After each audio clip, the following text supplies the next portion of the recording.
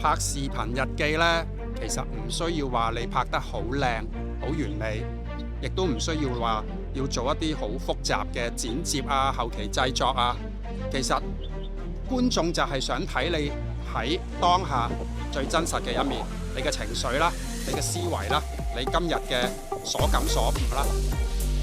呢啲先係最真實啊嘛。而家 AI 越嚟越盛行，其實好多嘢都拍到好完美，好快啲人就會覺得好疲勞啊！全部都係咁完美嘅視頻，佢哋心裏面知道，雖然嗰啲畫面係好靚，但係 AI 撳一兩個掣做出嚟，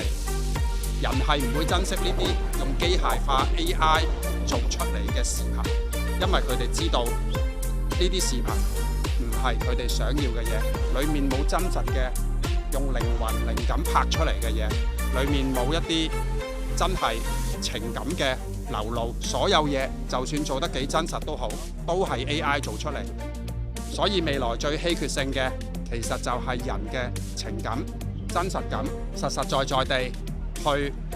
俾人睇到你嗰一日嘅情感感受，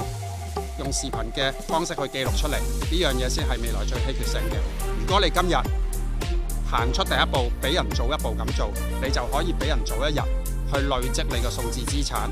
未來你嘅數字資產將會成為最幫到你揾錢嘅一個資源。普通人其實唔好諗住你嘅時間唔值錢，就係因為我哋冇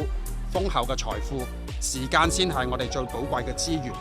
與其你每一日都喺度做一啲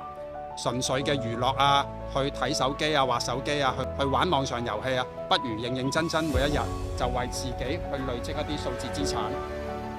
今日你未必會多謝自己，但係你試下努力1個月、2個月、3個月、5個月、1年啦，你會非常慶幸你由今日開始去累積你嘅數字資產。